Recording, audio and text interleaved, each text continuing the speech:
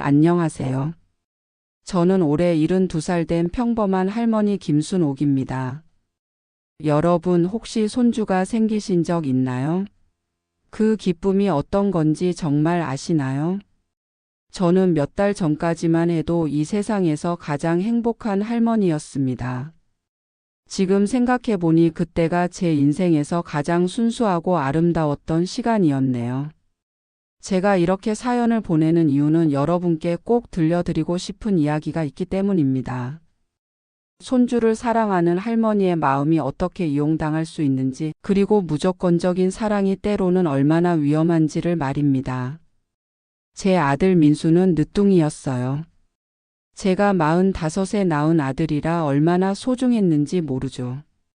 그런 민수가 30이 되어서야 결혼을 했는데 그것도 3년 동안 아기 소식이 없어서 제가 얼마나 애태웠는지 아시겠어요? 매번 명절 때마다 친척들이 민수는 언제 아기 낳냐? 고 물어보면 저는 괜찮은 척하면서도 속으로는 타들어갔어요. 혹시 며느리에게 스트레스를 줄까봐 겉으로는 내색하지 않으려고 애썼지만 정말 간절했거든요. 그런데 작년 가을 드디어 그 기쁜 소식이 왔습니다. 그날을 지금도 생생히 기억해요. 민수와 수진이가 저녁밥을 먹으러 왔는데 평소보다 표정이 묘하게 밝더라고요. 그리고 밥을 다 먹고 난 후에 수진이가 조심스럽게 말하더군요. 어머님, 저희가 어머님께 좋은 소식을 전해드리려고 해요. 그 순간 제 심장이 쿵쾅거렸어요. 설마 하는 마음에 수진이 얼굴을 바라봤는데 수진이가 수줍게 웃으면서 말하더라고요. 어머님, 아기가 생겼어요. 병원에서 확인했는데 5주째예요.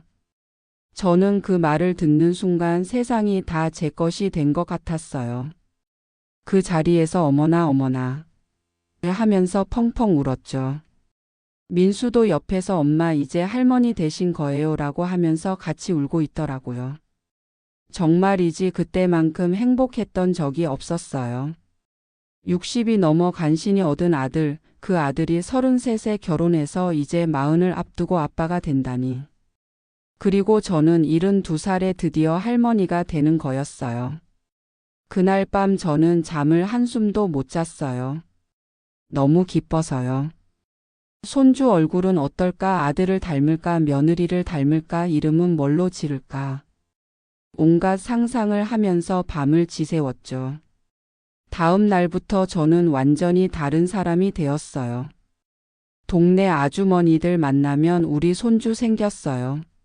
라고 자랑하고 다녔죠. 마트 가서도 아기 용품 코너를 기웃거리고 아기 옷 보면서 우리 손주 태어나면 이런 거 사줘야지 하면서 혼자 웃었어요. 특히 수진이에게는 정말 극진하게 했습니다. 임신했다는 소식을 들은 그날부터 저는 수진이를 제 친딸보다도 더 소중하게 여겼어요. 매일 아침 시장에 가서 좋은 재료로 몸에 좋은 국을 끓여서 가져다 줬어요. 미역국, 북어국, 콩나물국. 임산부에게 좋다는 건 뭐든지 다 해줬죠. 수진이가 어머님 이렇게까지 안 하셔도 되는데요 라고 하면 저는 아니야. 우리 손주 건강하게 키워야지라고 하면서 더 열심히 했어요. 영양제도 제가 다 사줬어요. 엽산, 철분제, 종합 비타민. 좋다는 건 다 사다가 이거 꼭 챙겨 먹으라고 했죠. 수진이가 어머님 돈 너무 쓰지 마세요 라고 하면 손주 건강이 돈보다 소중하지라고 했어요. 병원에도 매번 따라갔어요. 검진 날마다 제가 함께 가서 의사 선생님 말씀도 같이 듣고 초음파 사진도 받아와서 집에 붙여놓고 매일 들여다봤죠. 우리 손주 정말 예쁘게 생겼네. 코는 민수 닮고 입은 수진이 닮은 것 같아라고 하면서 혼자 흐뭇해했어요. 수진이 입덧이 심할 때는 제가 매일 가서 집안일까지 다 해줬어요. 청소, 빨래, 요리. 수진이가 편히 쉴 수 있도록 모든 걸 제가 다 했죠. 수진이가 어머님 죄송해요. 제가 못나서. 라고 하면 무슨 소리야, 아기 가진 게 어디 죄야. 편히 쉬어라고 했어요. 임신 중기쯤 되니까 수진이가 이런 말을 하더라고요. 어머님 정말 감사해요. 어머님 덕분에 이렇게 건강하게 아기를 키울 수 있는 것 같아요. 친엄마도 이렇게까지 안 해주실 텐데. 그 말을 들으니 제가 얼마나 뿌듯했는지 몰라요. 그럼 우리 손주인데 당연히 잘해줘야지라고 했지만 속으로는 정말 기뻤어요. 수진이가 저를 진짜 어머니처럼 여겨주는구나 싶어서요. 그렇게 10개월을 기다린 끝에 드디어 우리 손주가 태어났어요. 건강한 사내 아이였죠. 분만실에서 갓 태어난 손주를 처음 봤을 때 저는 정말 눈물이 왈칵 쏟아졌어요. 어머님, 저희 아들이에요. 민수가 아기를 안고 와서 제게 보여줄 때 저는 이 세상 모든 행복을 다 가진 기분이었어요. 평생 기다려온 순간이었거든요. 그 순간만큼은 정말 완벽했습니다. 제가 세상에서 가장 행복한 할머니라고 생각했어요. 앞으로 이 아이를 위해서라면 뭐든지 할 수 있을 것 같았죠. 하지만 저는 그때 몰랐어요. 이 행복이 얼마나 짧을지, 그리고 제 사랑이 어떻게 이용당하게 될지를. 손주가 태어난 후에도 저는 계속해서 수진이와 아기를 돌봤어요. 매일 산후조리원에 들러서 수진이 끼니를 챙겨주고 아기 기저귀도 갈아주고 수진이가 푹 쉴 수 있도록 밤에도 제가 아기를 봐줬죠. 어머님 정말 죄송해요. 이렇게까지 해주시면. 무슨 소리야, 내 손주인데 당연한 거지. 수진이 너도 푹 쉬어야 빨리 회복하고.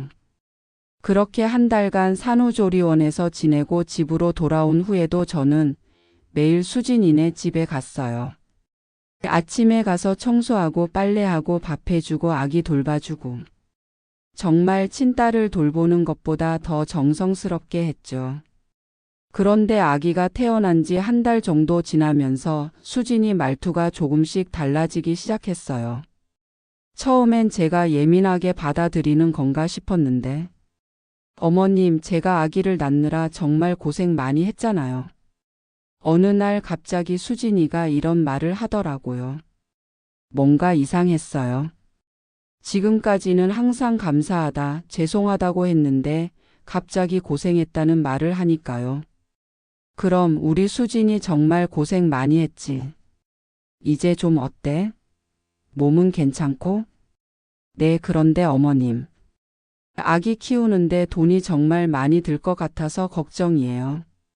처음엔 그냥 신혼부부의 경제적 걱정인 줄 알았어요. 그래서 제가 뭘 걱정해, 필요한 건 언제든 말해. 내가 다 사줄게라고 했죠. 그런데 며칠 후 수진이가 더 구체적인 말을 하기 시작했어요. 어머님, 요즘 아기 용품 값이 얼마나 비싼지 아세요? 기저귀만 해도 한 달에 20만 원, 분유는 한 달에 15만 원. 그리고 좋은 유모차는 200만 원도 넘고요. 그럼 내가 사주지 뭘 걱정해. 아니에요. 그런 게 문제가 아니라. 제가 계산해 봤는데 아기 돌잔치까지만 해도 최소 5천만 원은 들 것 같아요. 5천만 원? 저는 깜짝 놀랐어요. 아무리 요즘 물가가 비싸다지만 돌잔치까지 5천만 원이라니. 수진아, 그게 무슨. 5천만 원이 어떻게 들어? 어머님, 요즘 세상이 어떤지 모르세요. 좋은 어린이집 보내려면 미리 자리 맡아놔야 하는데 그것만 해도 1천만 원이에요. 그리고 아기 옷, 장난감, 책. 좋은 걸로 사주려면 돈이 엄청 들어요. 수진이가 계속 이런 식으로 말하니까 저도 점점 걱정이 되더라고요. 혹시 제가 너무 현실을 모르는 건 아닌가 싶어서요. 그리고 일주일 후 드디어 수진이가 본색을 드러냈어요. 어머님, 저희한테 출산지원금 좀 주실 수 있으세요? 출산지원금? 그게 뭔 소리니? 다른 집 보면 아기 낳으면 시어머니가 출산지원금을 주시더라고요. 저희 친구 미영이도 시어머니한테 3천만 원 받았어요. 저는 그때 좀 당황했어요. 요즘엔 그런 게 있나 싶어서요. 그럼 얼마나 필요한데? 수진이가 잠깐 머뭇거리더니 조심스럽게 입을 열었어요. 어머님, 1억 원 정도 주시면 안 될까요? 그 순간 저는 귀를 의심했습니다. 1억 원? 출산 지원금으로 1억 원? 수진아, 1억 원이 무슨? 그게 어디 작은 돈이냐? 어머님, 요즘 아기 키우는데 돈이 얼마나 많이 드는지 정말 모르세요? 분유가, 기저귀가, 병원비는 기본이고 좋은 어린이집 보내려면 미리 준비해야 하잖아요. 그리고 아기 교육비도 생각해야 하고. 수진이가 계속 설명하는데 저는 머리가 복잡했어요. 1억 원이라. 제가 평생 모은 돈이 2억 조금 넘는데 그중 절반을 달라는 거였어요. 그리고 어머님, 솔직히 말씀드리면 제가 아기 낳느라 직장도 그만뒀잖아요. 복직하려면 최소 2년은 기다려야 하는데 그동안 저희 생활비도 만만치 않아요. 수진이 말이 계속 이어졌어요. 민수 오빠 월급으로는 아기 키우고 생활하기가 빠듯해요. 특히 아기가 아프면 병원비도 많이 나오고. 어머님도 아시잖아요. 요즘 병원비가 얼마나 비싼지. 저는 수진이 말을 들으면서 점점 마음이 무거워졌어요. 손주를 위한 일이라면, 그리고 수진이가 정말 어려운 상황이라면.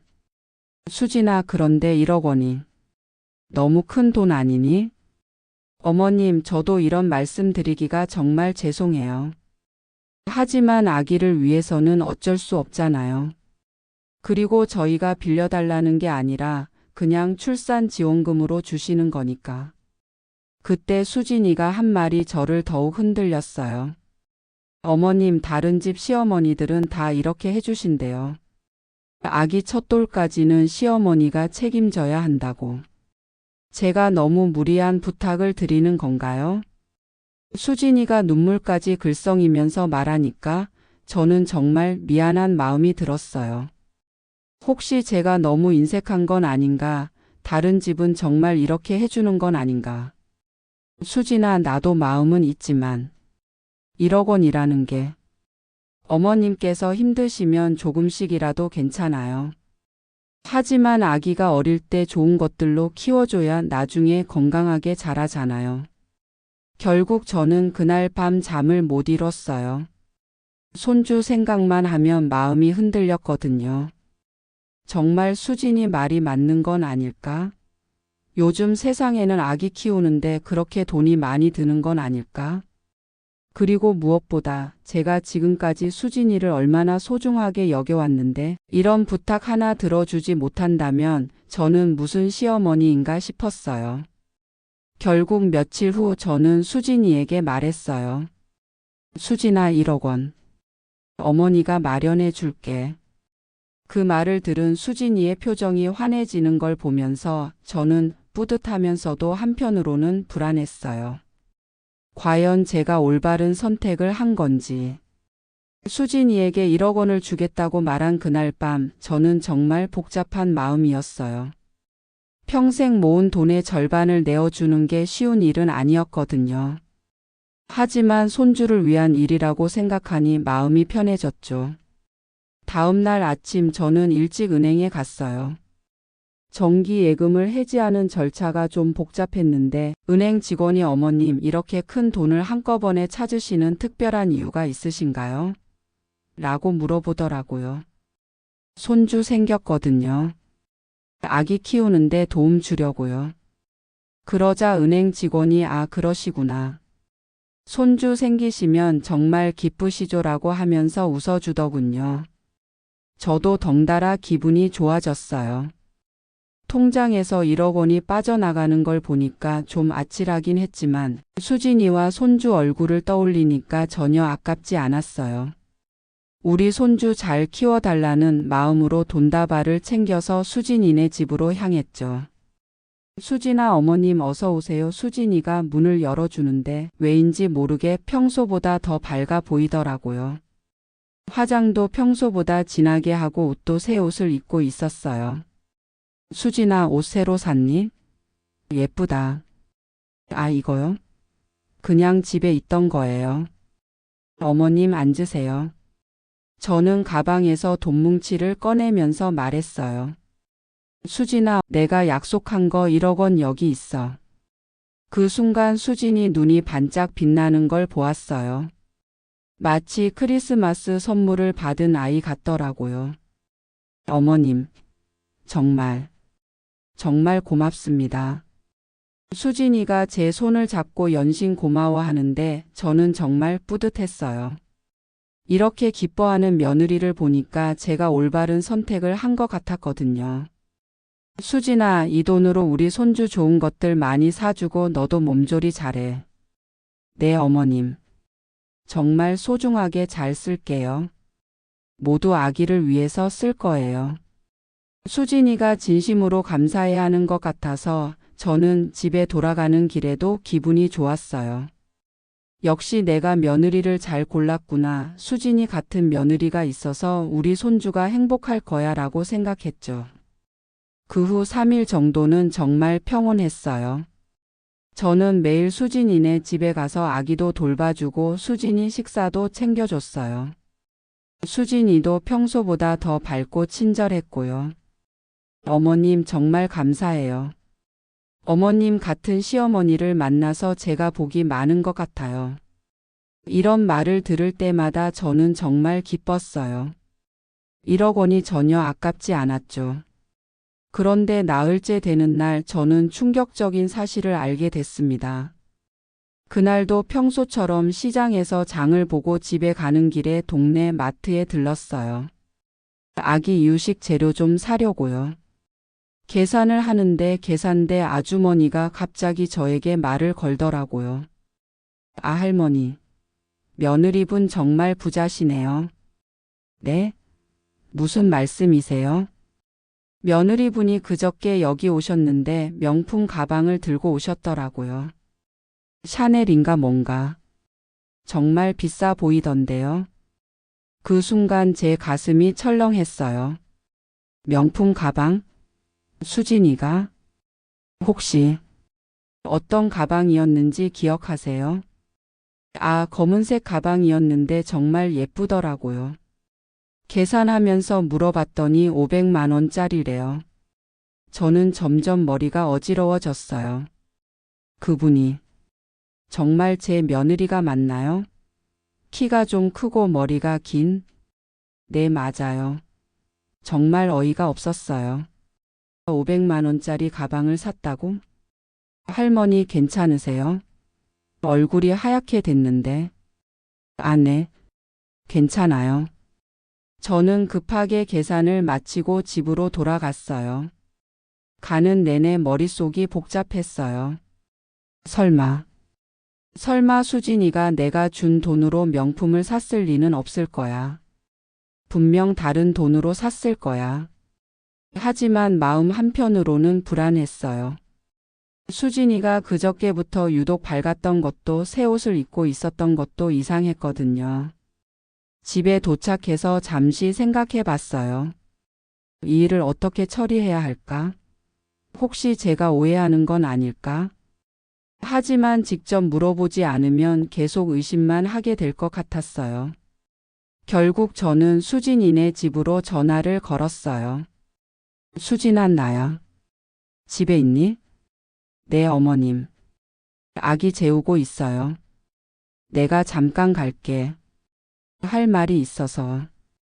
수진이네 집에 도착해서 저는 조심스럽게 물어봤어요. 수진아, 혹시 며칠 전에 마트 갔었니? 마트요? 네, 갔었는데요. 왜요? 혹시 가방 하나 샀어요. 가방? 어떤 가방? 그냥 예쁜 가방 하나요. 어머님 왜 그러세요? 저는 직접적으로 물어볼 수밖에 없었어요. 수진아, 혹시 그 가방이 500만 원짜리 샤넬 가방이니? 그 순간 수진이 얼굴이 굳어지는 걸 보았어요. 그리고 잠깐의 침묵 후에 이렇게 말하더군요. 어머님이 어떻게 그걸 아세요? 저는 그 말을 듣는 순간 정말 기가 막혔어요. 부인하는 게 아니라 어떻게 알았냐고 묻다니. 수진아, 그럼 정말로 내가 500만 원짜리 가방을 샀다는 거니? 네, 샀어요. 그런데 어머님이 주신 돈으로 제가 조금 필요한 거 산 게 잘못인가요? 수진이의 대답에 저는 말문이 막혔어요. 조금 필요한 거? 500만 원짜리 가방이? 수진아, 내가 준 돈은 아기를 위해서 쓰라고 준 거 아니니?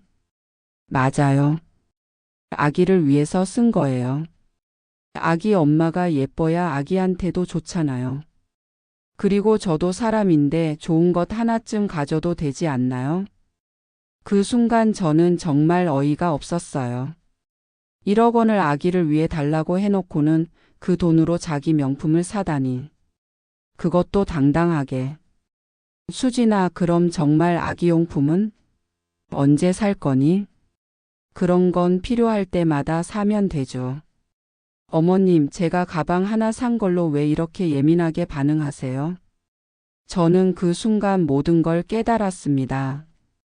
수진이는 처음부터 아기를 핑계로 제 돈을 타낸 거였어요. 그리고 그 돈을 자기 마음대로 쓸 생각이었던 거죠. 하지만 이건 시작에 불과했습니다. 더 큰 충격이 저를 기다리고 있었거든요. 수진이와 500만 원짜리 가방 이야기를 나눈 그날 밤, 저는 잠을 한숨도 못 잤어요. 계속 머릿속에서 수진이 말이 맴돌았거든요. 아기 엄마가 예뻐야 아기한테 좋다니. 이게 말이 되나 싶었어요. 다음 날 아침 일찍 아들 민수한테 전화가 왔어요. 엄마, 지금 시간 있어? 급하게 할 말이 있어서. 민수 목소리가 뭔가 심각해서 저는 깜짝 놀랐어요. 왜? 무슨 일이야? 아기가 어떻게 됐니? 아니야, 아기는 괜찮아. 그런데 수진이 카드 명세서가 왔는데 엄마가 돈 준 후로 사용액이 너무 이상해. 얼마나? 엄마, 3천만 원이야. 겨우 일주일 만에 3천만 원을 썼어. 저는 그 말을 듣고 정말 어이가 없었어요. 일주일에 3천만 원? 가방이 500만 원이었으니까 나머지 2,500만 원은 뭘 샀다는 거죠? 민수야, 그럼 수진이가 뭘 그렇게 많이 샀어? 그게 말하기도 창피해. 명품 가방, 옷, 신발, 화장품. 심지어 성형외과도 갔어. 성형외과? 응. 몸매 관리한다면서 지방흡입 받았대.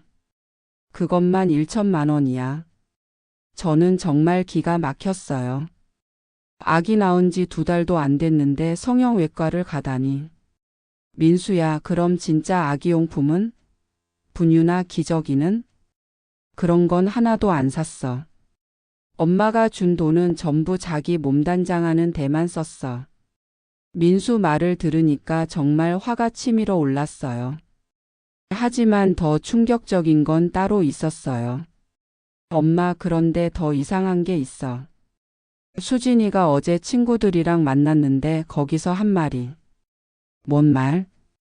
시어머니가 돈이 많아서 얻어내기 쉽다는 말을 했대. 수진이 친구가 나한테 문자로 알려줬어. 그 순간 저는 정말 온몸에 소름이 끼쳤어요. 얻어내기 쉽다고? 저를 호구로 본 거였어요. 민수야, 그럼 수진이가 처음부터 내 돈을 노린 거야? 엄마, 미안해. 내가 수진이를 제대로 못 봤어.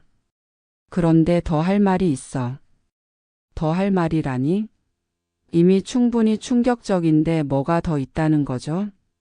엄마, 수진이가 어제 또 이상한 말을 했어.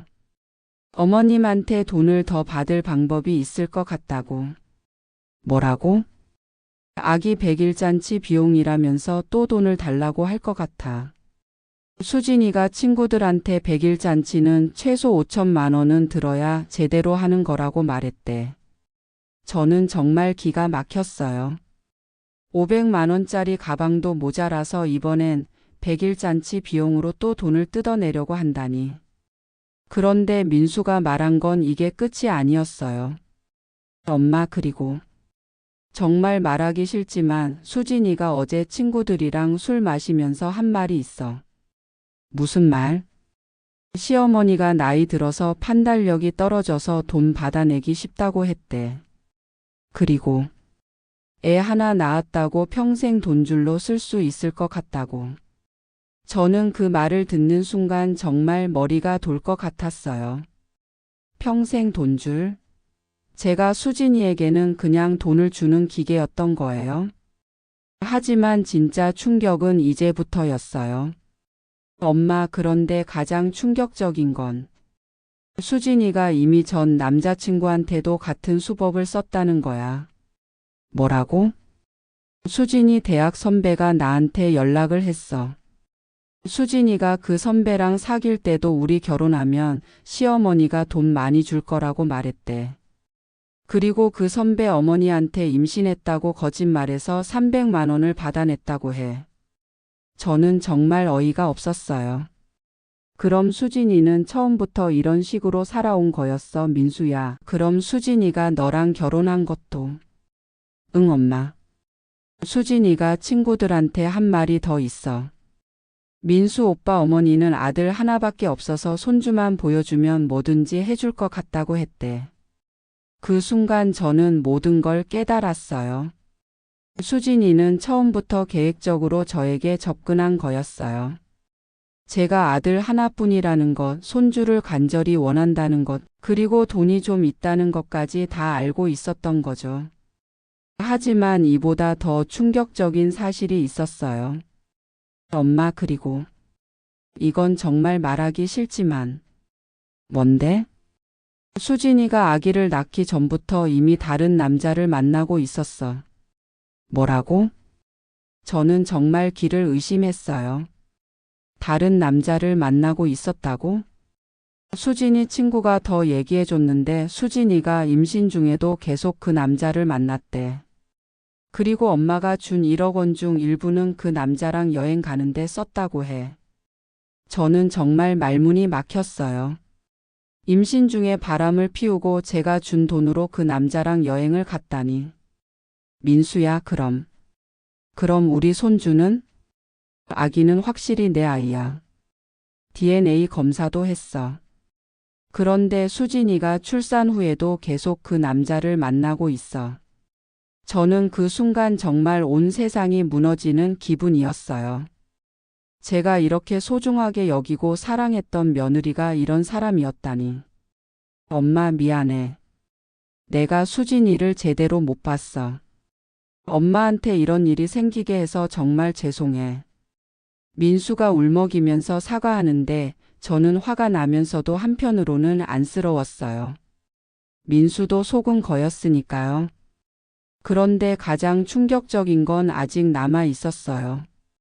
엄마, 그리고 수진이가 벌써 다음 계획도 세워놨어. 다음 계획? 돌잔치, 어린이집 입학, 초등학교 입학. 그때마다 엄마한테 돈을 달라고 할 계획이래. 친구들한테 시어머니 등에서 최소 5억은 뽑아낼 수 있을 것 같다고 말했대. 5억이라. 저는 정말 기가 막혔어요. 수진이는 저를 평생 돈을 뽑아낼 대상으로만 본 거였어요. 그 순간 저는 모든 걸 깨달았습니다. 수진이의 임신도 출산도 저에 대한 감사 인사도 모든 게 다 가짜였던 거예요. 처음부터 끝까지 저의 돈만 노리고 있었던 거죠. 제가 그렇게 사랑했던 며느리, 그렇게 소중하게 여겼던 사람이 이런 사람이었다니. 정말 믿을 수 없었어요. 민수로부터 모든 진실을 들은 그날 밤, 저는 정말 많은 생각을 했어요. 분노도 있었고 배신감도 있었고 무엇보다 제 자신에 대한 실망감이 컸죠. 어떻게 이렇게 완벽하게 속을 수 있었을까 하면서 말이에요. 하지만 밤을 새며 생각해보니 제가 해야 할 일이 명확해졌어요. 이대로 당하고만 있을 수는 없었거든요. 다음 날 아침 저는 민수에게 전화를 걸었어요. 민수야, 오늘 저녁에 수진이랑 함께 우리 집으로 와. 할 말이 있어. 엄마, 혹시 수진이한테 화내실 거 아니죠? 아기도 있는데. 걱정하지 마. 할머니가 할 말이 있을 뿐이야. 그날 저녁 수진이는 평상시와 다름없이 밝은 표정으로 왔어요. 아기를 안고 있는 모습이 언뜻 보면 정말 순수해 보이더라고요. 하지만 이제 저는 그 가면 뒤에 무엇이 숨어 있는지 알고 있었죠. 어머님 안녕하세요. 오늘 왜 부르셨어요? 수진아 앉아. 할 이야기가 있어서. 저는 차분하게 말을 시작했어요. 수진아, 내가 며칠 전에 준 1억 원. 잘 쓰고 있니? 네, 어머님. 정말 소중하게 잘 쓰고 있어요. 모두 아기를 위해서요. 그 순간 저는 수진이 눈을 똑바로 바라보며 말했어요. 수진아, 그럼 500만 원짜리 샤넬 가방도 아기를 위해서 산 거니? 수진이 얼굴이 순간 굳어지는 걸 보았어요. 어머님 그게. 그리고 성형외과에서 지방흡입 받은 것도 아기를 위해서였고, 이번엔 수진이가 완전히 당황하더라고요. 어머님이 어떻게 그걸. 수진아, 내가 나이는 들었지만 바보는 아니야. 내가 친구들한테 한 말도 다 알고 있어. 그러자 수진이가 갑자기 태도를 바꾸더라고요. 어머님, 제가 무슨 말을 했다고 그러세요? 혹시 누가 저에 대해서 이상한 말을 했나요?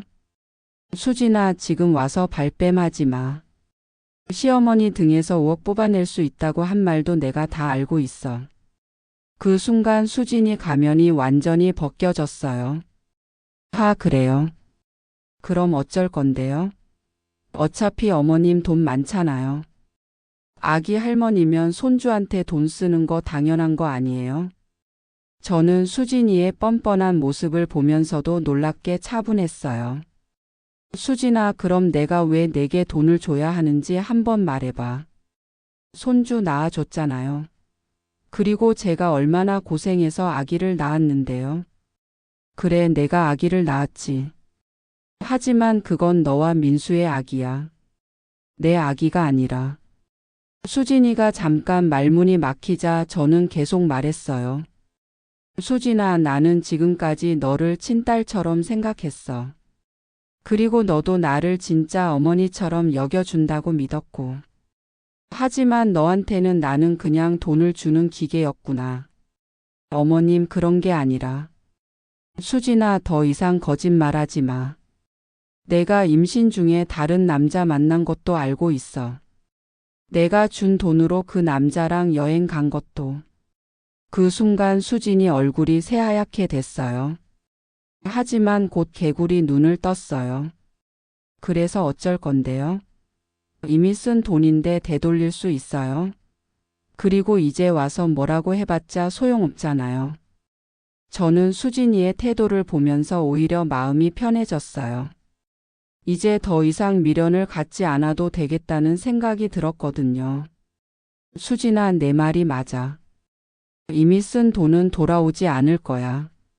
하지만 앞으로는 다를 거야. 무슨 뜻이에요? 오늘부터 나는 너와 일체 관계를 끊을 거야. 더 이상 너에게 돈 한 푼도 주지 않을 거고 너와 관련된 어떤 일에도 관여하지 않을 거야. 수진이가 갑자기 당황하더라고요. 어머님, 그럼 손주는 어떻게 해요? 할머니가 손주를 포기하시는 거예요? 손주는 내가 직접 돌볼 거야. 하지만 너와는 상관없이. 그러자 수진이가 갑자기 화를 내기 시작했어요. 어머님, 그게 말이 되는 소리예요? 아기 엄마인 저 빼고 어떻게 아기를 돌본다는 거예요? 그리고 지금까지 어머님이 해주신 거 저도 안 받겠어요. 그래, 그렇게 해. 대신 앞으로 나에게 돈 달라는 소리는 절대 하지 마. 그 후 며칠간 정말 조용했어요. 수진이도 연락이 없었고 민수도 어떻게 해야 할지 몰라 하더라고요. 그런데 일주일 후 민수가 저에게 와서 이렇게 말했어요. 엄마, 저 수진이랑 이혼할게요. 정말이니? 네. 더 이상 같이 살 수 없어요. 수진이가 이혼하기 싫으면 엄마한테 사과하고 돈도 다 돌려드리라고 했는데 오히려 그럼 이혼해라고 하더라고요. 결국 민수와 수진이는 이혼을 했고 아기는 민수가 키우기로 했어요. 수진이는 아기에게는 별로 관심이 없었던 것 같더라고요. 처음부터 아기는 그냥 돈을 얻기 위한 수단이었을 뿐이었죠. 지금은 민수가 아기를 키우고 있고 저는 진짜 할머니 역할을 하고 있어요. 아기를 돌봐주는 것도 즐겁고 무엇보다 진심으로 주고받는 관계가 얼마나 소중한지 새삼 깨닫고 있답니다. 물론 1억 원은 돌아오지 않았어요. 하지만 저는 그 돈으로 값진 교훈을 얻었다고 생각해요. 첫째, 아무리 가족이라도 무조건적인 신뢰는 위험하다는 것. 둘째, 진짜 사랑과 가짜 사랑을 구분하는 방법을 배웠다는 것. 셋째, 돈으로 표현하는 사랑이 진짜 사랑은 아니라는 것. 그리고 가장 중요한 건 진짜 가족의 의미를 깨달았다는 거예요. 혈연 관계가 중요한 게 아니라 서로를 진심으로 아끼고 존중하는 마음이 진짜 가족을 만든다는 걸 알게 됐어요. 지금 제 손주는 건강하게 잘 자라고 있어요. 그리고 저는 이 아이에게 돈이 아닌 진짜 사랑을 주려고 노력하고 있답니다. 무엇이든 다 사주는 할머니가 아니라 옳고 그름을 가르쳐주는 지혜로운 할머니가 되고 싶거든요. 수진이는 이혼 후 다른 남자와 결혼했다고 들었어요. 그 남자도 돈이 좀 있는 사람이라더군요. 아마 또 같은 짓을 하고 있을 거예요. 하지만 그건 이제 제가 상관할 일이 아니죠. 때로는 생각해요. 만약 제가 처음부터 명확한 기준을 갖고 있었다면 이런 일이 벌어지지 않았을까? 하지만 후회는 하지 않아요. 이 일을 통해 저는 더 현명해졌고 더 강해졌거든요. 여러분도 혹시 가족이라는 이름으로 무리한 요구를 받고 계신가요? 아니면 누군가의 호의를 당연하게 여기고 계신가요? 진짜 사랑은 조건이 없지만 그렇다고 해서 무조건적인 희생을 요구하지는 않아요. 서로를 존중하고 배려하는 마음, 그것이 진짜 가족의 모습이라고 생각해요. 저는 이제 제 손주와 함께 진짜 가족의 의미를 만들어가고 있어요. 돈이 아닌 마음으로, 조건이 아닌 사랑으로 말이죠. 그리고 마지막으로 한 가지만 더 말씀드리고 싶어요. 나이가 들었다고 해서 지혜까지 사라지는 건 아니에요. 저는 이번 일을 통해 오히려 더 현명해졌다고 생각해요. 앞으로는 누구든지 저를 호구로 보면 큰 오산이라는 걸 알게 될 거예요.